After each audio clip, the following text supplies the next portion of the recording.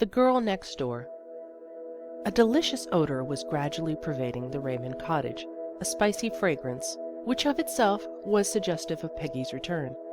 For Peggy's accomplishments were of a practical sort. The crayon which adorned the wall of her mother's bedroom, and which represented Peggy's supreme achievement in the field of art, had been the subject of considerable discussion in the family.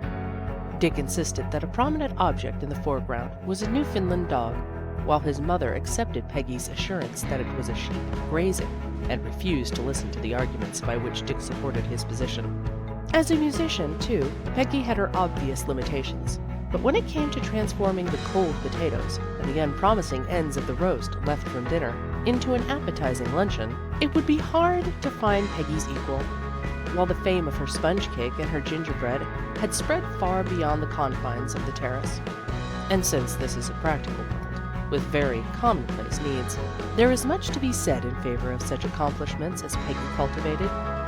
She moved about the spotless kitchen with a quick, light step, humming under her breath something which, if not exactly a tune, was nevertheless, like the chirp of a cricket or the purring of a tea kettle, very pleasant to hear. In her blue gingham apron, with her sleeves rolled to the elbow, she looked decidedly businesslike, though the costume was far from being unbecoming.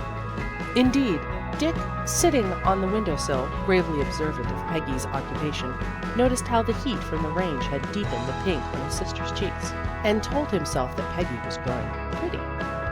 Not for worlds would he have said as much to Peggy herself, but for all that, the discovery gave him the greatest satisfaction. "Put on plenty of sugar and cinnamon now," Dick advised from his precarious perch on the windowsill. "You ought to have tasted the cinnamon roll Sally made while you were gone. She scrimped on the sugar and the cinnamon, you see, and you wouldn't have known what you were eating. What's the good of making cinnamon rolls at all, if you're going to scrimp?" "That's right, Dick," Peggy agreed. "If you are going to do anything, put enough into it so that it will amount to something when it's done." Peggy was not given to lecturing her younger brother after the fashion of some girls, but she had a habit of hanging little sentence sermons on pegs which chanced to be available, cinnamon rolls in this instance. And Dick, who would have turned sulky in a moment if he had suspected Peggy of preaching, looked thoughtful and stowed the suggestion away for further reference. Peggy went on rolling, cutting, sifting on cinnamon with lavish hand, and adding little dabs of butter until the second pan of rolls was ready for the oven. Then Dorothy, standing by the open door, made a startling announcement. "House is afire! House is afire!" "Oh, Dorothy!" Peggy flew to the door and turned in the direction in which the chubby finger was pointing. As she looked, the kitchen window in the next house was lowered and a cloud of black smoke escaped, accompanied by an odor which caused Dorothy to wrinkle her nose and say disgustedly, "Glad I don't live in that house." "They let something on the stove burn. Beans, I guess," said Peggy, sniffing wisely. "It's dreadful trying to cook while you are getting settled after moving." She looked thoughtfully toward the house next door, which presented the forlorn appearance to be expected considering that the tenants had moved in only the day before.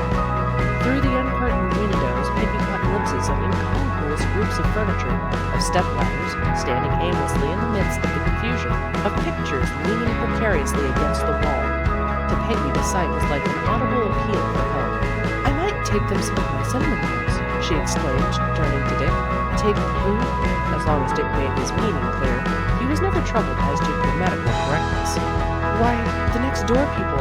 It would make them feel as though they really had neighbors, and, of course, I can't go over to see the girl till the house is settled." "If you'd been going to do that," Dick said rather reprovingly, "you ought to have baked more than 2 pans. But then," he added with an evident effort to be generous, "I guess they need them more than we do."